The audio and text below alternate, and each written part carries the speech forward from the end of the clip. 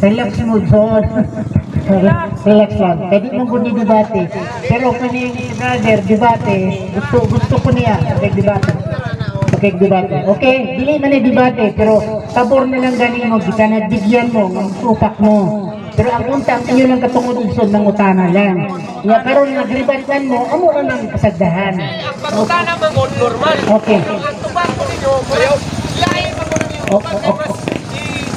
Ganahan mo nga, mas mag-convince mo ni kami nalinaw, mas mag-convince sa mga pag-utana. Okay, akong basahon. Pwede mo basahon dahil Akong basahon ito, English ni. English ni, okay. English basahon. Chapter 10, verse 11. Verse 11. He saw heaven open, and something coming down that looked like a large ship being lowered by its four corners of the earth. In it were all kinds of animals, reptiles, and wild birds. A voice said to him, to Peter, "Get up, Peter, kill and eat." But Peter said, "Certainly not, Lord. I have never eaten anything ritually unclean or defiled." The voice spoke to him again, "Do not consider anything unclean that God had declared clean." This happened 3 times, and then the thing was taken back up into heaven. While Peter was wondering, muna yung giingon nga naglibog. While Peter was wondering about the meaning of this vision, the men sent to Cornelius had learned where Simon's house was, and they were now standing in front of the gate. They called out and asked, "Is there a guest here by the name of Simon Peter?"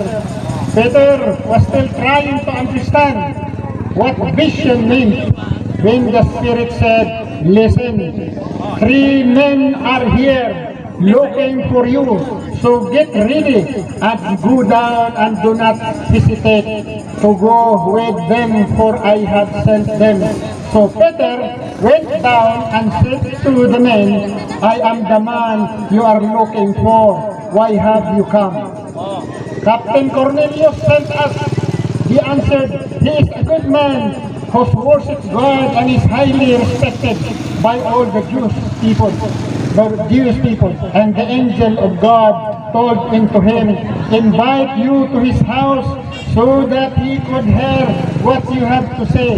Peter invited the men in and had them spend the night there. And the next day he got ready and went.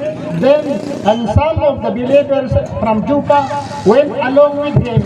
The following day he arrived at the Caesarea, where Cornelius was waiting for him, together with relatives and close friends that he had invited.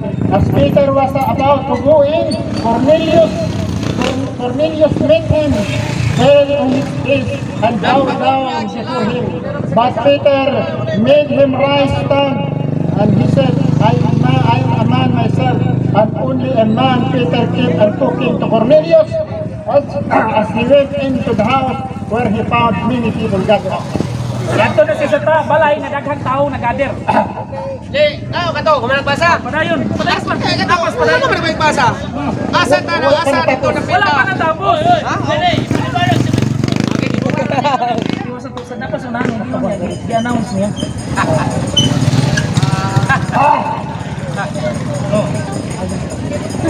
Kung na magbasa? May asa Asa pa ka to? kami. Mahurot padayon nun.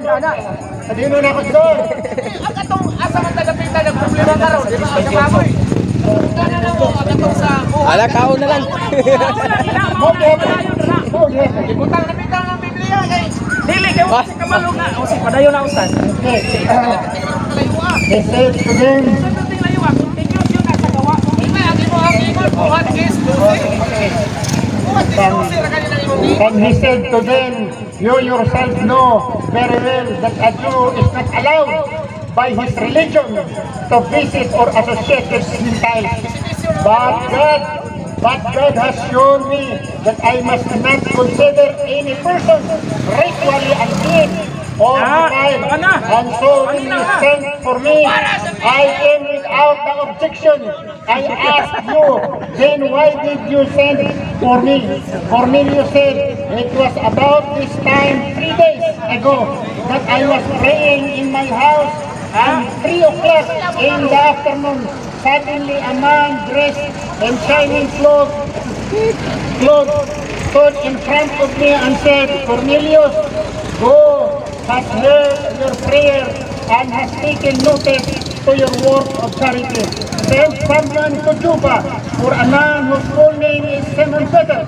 He is dressed in the home of Simon the tanner of leather, who at once, Sinisaya atong Jis. Atong sa Jis. sa versikulo 10, Sinisaya mo man ilang giingon. Sumpay na. versikulo 10, sa kapitulo 10, versikulo 10, Oh, gawa Jis 28. 28. Okay? He said to them, og ning ingon siya ngadto kanila. Oh. Say, ang inyong kaugalingon nakahibalog ayo kamo nga ang mga Hudiyo dili gitugutan sa ilang relihiyon nga mubisita sa mga Hintil. Apan ang Diyos nagapakita kanako nga nagakonsiderar sa mga tao nga dili mahinlo o sila mga dautan. O mo may giingon dere. Tao ni siya. Tao kung consider na tao. Kaya ang mahugaw da dire kadtong dili mga Hudiyo. Mga Hudiyo. Mo tay gitawag og mahugaw, mato dire. So, ang paano to dili siya nga literal nga baboy. Kundi kadtong mga tao nga mga hintil. Sa mga Hudiyo hugaw man o hintil ka. Dili literal nga baboy mo makahugaw sa tao kay wala man gyud wala man gyud. Igsoon, diri sa Biblia, sa Isaiah sa Wala man gyud. Pangutana kinsa man ang Biblia. Hoy. Pangutana kinsa man ang Biblia. Iyo na kaya gibasa diha. Pero ito, makita nato sa gawa. Oh, makita. Oh, dili isa-isa. Okay, isa ha. Bro,